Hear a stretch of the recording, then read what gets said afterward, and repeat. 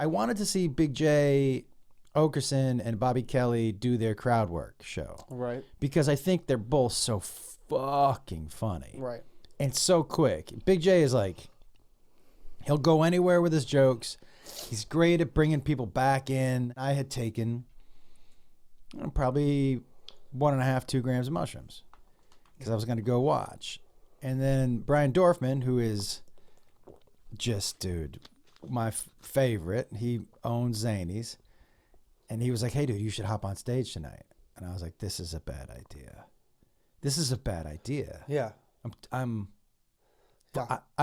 having a great time, but my focus isn't going to be good. And yo, dude, this show with Big J and Bobby, first of all, I felt really bad. A legend, Killer Beaz, a legend. I don't know who that is. I know.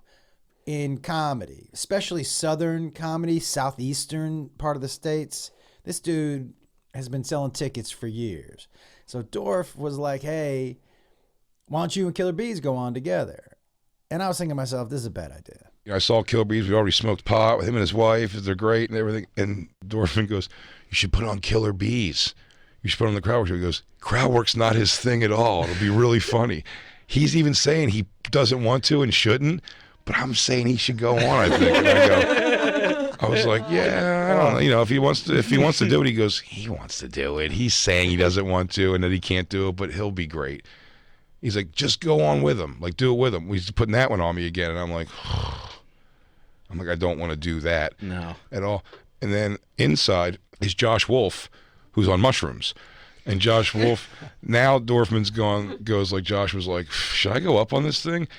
And then Dorfman, in his drunkenness, goes, you guys should go on together. And I was like, yeah. I thought that was, I pushed that idea because I'm like, now I don't have to be on stage at all. Yeah. Dude, so I go up on stage and I bring up two magazine comedians coming up here. Yeah. And I go, Josh Wolf and Killer Beaz, and they clap. When I'm on mushrooms, I'm not letting anybody else talk. You're gonna out talk the Killer Beaz. You're gonna out talk anybody. I'm gonna out talk myself. Yeah. Do you know? Yeah. Yeah, that is true. Sometimes you have too many words. Oh, dude. That come out before your thought process. Yeah. Josh Wolf on mushrooms grabs the microphone and puts a foot up on the monitor in the front of the stage and just starts working the crowd like he's doing the job. Killer Beaz, and Bobby, I need your perspective on this because I'm watching it from the back. Killer Beaz just held a drink and just like stood not near a microphone the whole time. I just watched Josh. He just observed Josh Wolf working the stage, the audience from on stage. Yeah, he just stood there. There's like an old man standing there holding a drink. It looks crazy. So it was a crowd work show. Man, me and this dude who is a legend in comedy get on stage together. And I don't know how long we were on stage together when I finally turned around and I thought, oh, he's up here too. Oof. He had already put the microphone back in the stand and was standing like 2 feet away from it, just like, yeah, dude, I felt, so I kept trying to Conclude him afterwards, but it was over. I was in the crowd and he was talking.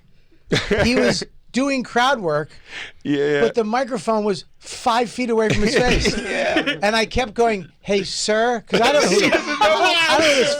know I don't know if I'm going to fucking burn a bridge somewhere. You know what I mean? I'm like, sir, you need to step. Because Bobby doesn't know him, Bobby's really like, he's not even throwing like the elder like comic respect in him. He's going like, I think Bobby at one point was like, because you should probably know at this point you have to say into a microphone, you dummy. I go, the microphone works. You have to talk into the microphone for the rest of us to hear you. And he's just walking around going, I was, dude, my blood sugar was low, my feet were hurting, and he stuck out this guy who Your was sciatica talking. was acting up. Dude. He kept getting furious. He goes, and Jay's outside smoking cigarettes and weed with everybody. And I was. Fucking nuts. Every comic went on stage, I'd go outside, I'm like, it's time for a cigarette. And I'd go, talking, and they go, hey, I gotta go get the person off stage. I'll be back out in 2 minutes. You come in, Bobby's delivering fucking martinis to tables and shit. I was sitting by the door. I could hear the fun through the door.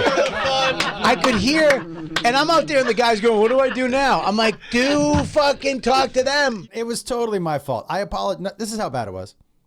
Not only did I apologize to him after the show, I apologized to his wife. Oof.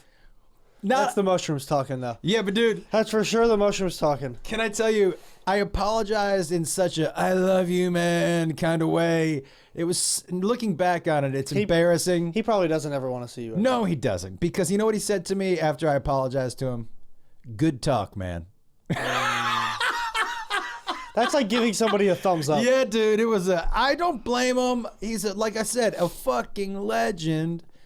And I just I shroomed out on him. And I think not only was I super shroomy, but he was super stoned. So the energy was just like Mismatched. Yeah. I felt really, really bad. If you were both stoned, it would have been probably a little different. But you being on mushrooms and him just being regular high, it's two different. It's just levels. There's levels to it. Yeah. And those are for sure two different levels. I think I like me on stage on mushrooms more than on weed. Because on weed, I'm slowing the pace down. And on weed, honestly, I'm in my head some. On mushrooms, I'm just rolling. So I might do it once a weekend. I think, here's what I'm thinking. I think Friday Night Late show might just be the mushroom show. I like to smoke weed. Bring it.